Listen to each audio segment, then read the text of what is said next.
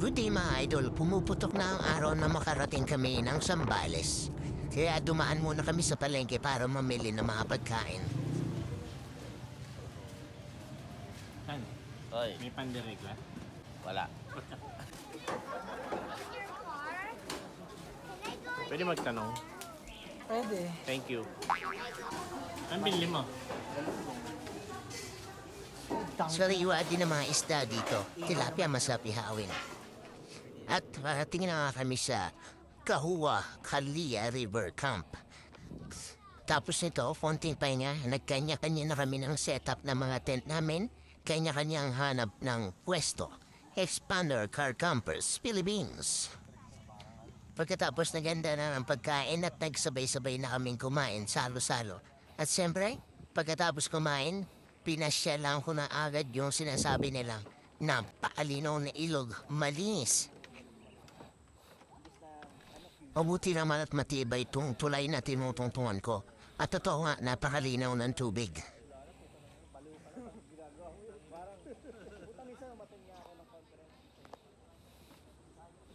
Ito nga lang pala yung mga tent namin, talagang katabi lang ng ilog. Halika pasyalan natin yung iba nating mga kasama.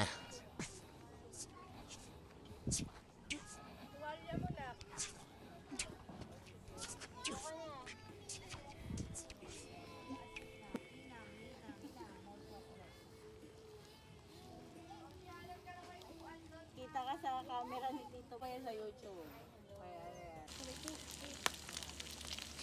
Dahil malapit ang magtanghalian, silipin natin kung ano yung mga pine-prepare nilang ulam para sa lunch. Go, Tito Boy.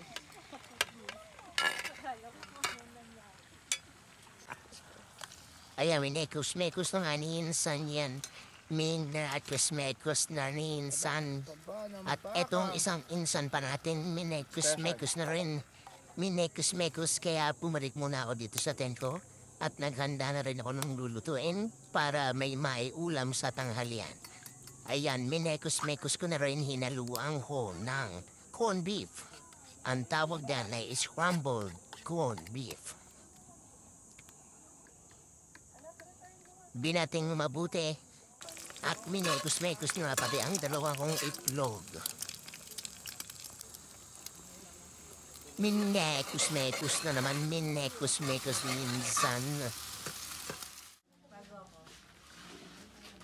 At eto na nga, nag-umpisa na kami magain at kumain ng salo-salo sama-sama together. Pagkatapos kumain, syempre, naganda na rin kami ng pahingahan o tulugan. Kinabukasan, syempre, sabay-sabay na naman kami nag-almusal at pagkatapos ng almusal, diretso naman tayo sa ilog. Medyo mainit ang panahon, maalinsangan, kaya masarap magbabad sa ilog.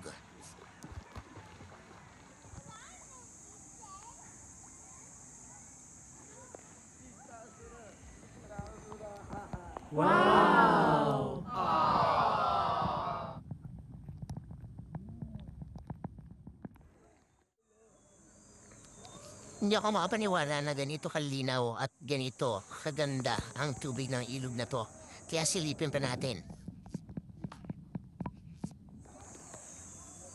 Talagang legit na malinaw. Isang silip pa nga. Parang hindi kayo naniniwala eh. Ayan, malinaw, malinis at malamig. Subukan nga kasama ko yung mukha ko. Ayan, napatunayan natin na mas pogi ang pako kaysa sa mukha ko.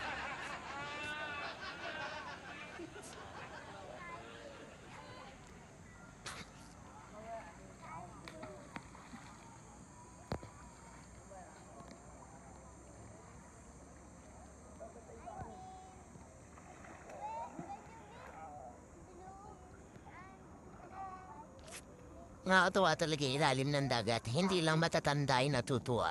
Pati yung mga bata. Ayan, may mga isda pa, di ba?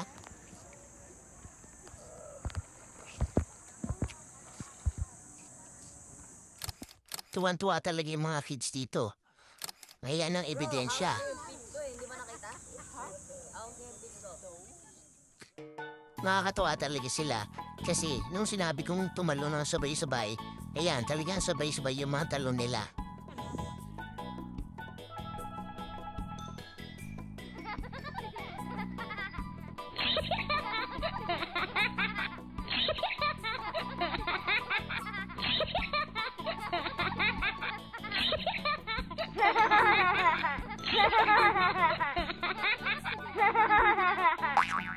Uy, may nakaubo?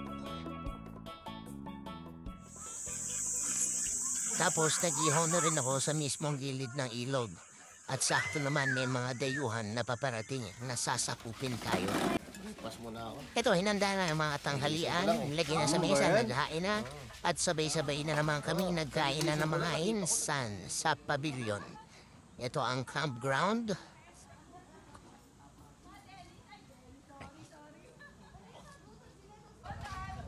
Ito naman yung pavilion.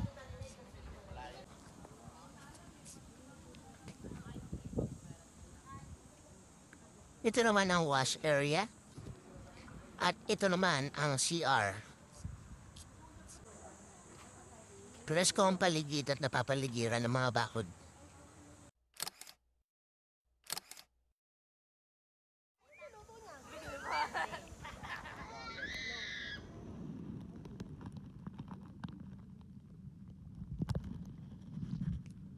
Hindi talaga ako magsasawang i-video yung ilalim ng ilog. Talagang nakaka-refresh at nakaka-relax. Uy, may nakatayo. Sino kaya yung nakatayo na yun?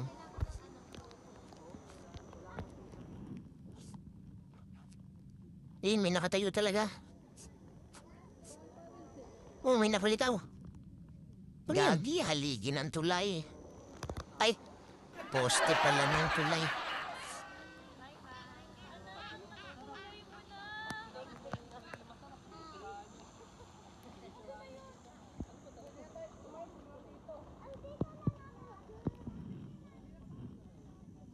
Napakalinaw talaga ng ilalim. Kaya maski matatanda ay natutuwa. Nag-e-enjoy. Hindi lang mga bata. Hindi rin masakit sa paa kasi nakakalamang yung mga buhangin kaysa sa mga bato. Ano yan? Isda? Buhaya.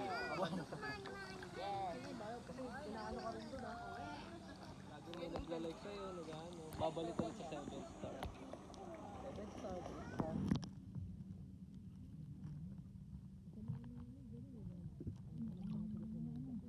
Iniinom mo na, iniinom mo. Kagatin mo ako!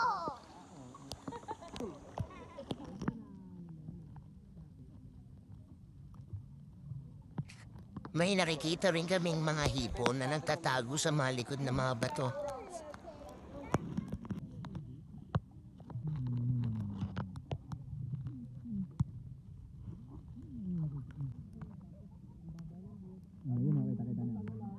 Go.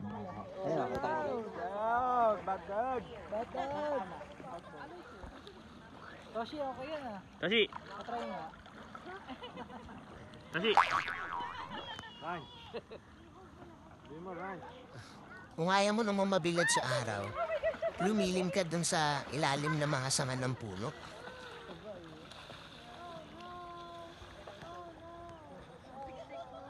Ano yan?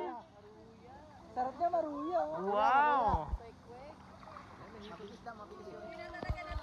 Ay, teka, hatayin na nga. May pa-commercial si Mayora Jenny. Tingnan natin kung anong ihanda niya mga merienda sa amin. Bola-bola na may linis talaga. Oh. Ay, bari. Ano? Tingin daw. Ano? Ipan mo, ipan. Sino? Akin ka, baby. Daddy, akin ko si Toshi, ah. Ay, sauce. Panalo talaga itong mga street foods na pin-repair nila insan. Mas tahimik pa siya Sipin kay mo, Harmon. kakakain lang ng tanghalian, pero ito, kakain na naman kami ng merienda.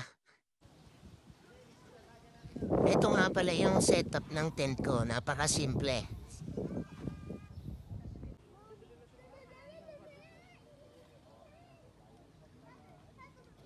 As kamay ng mga cheese mo sa... Ayan. Kami nun kasi pag-uwi namin ng bahay sa San Pedro, sabi ko, parang doon naman tayo ng...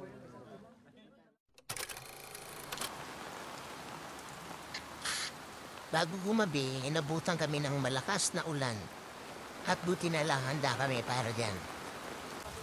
Kaya naman naglabasan ng mga etsyosera. At habang nagpapatila ng ulan, naghanda pa rin kami ng pang-dinner namin. Maya-maya lang, tumila na yung ulan, kaya nakapaghain na at dapat sama-sama ulit na kumain sa pavilion.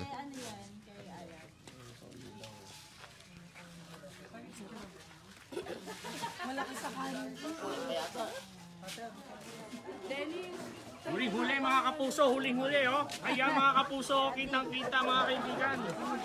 Baguang araw na kilaso.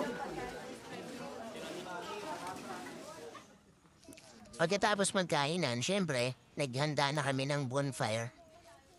Nagpainit ng konti, tapos naganda na para matulog.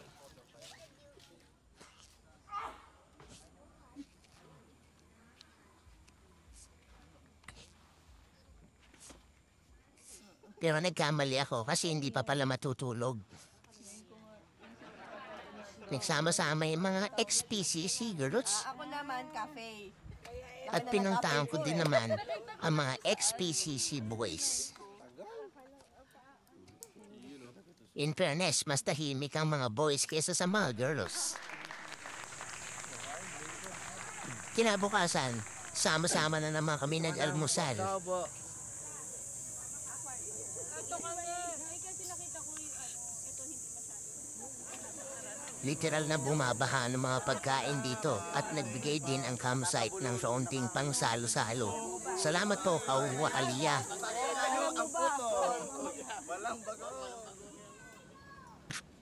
Tatapos ng konting pahinga, linis lang ng mga gamit, tapos break camp na.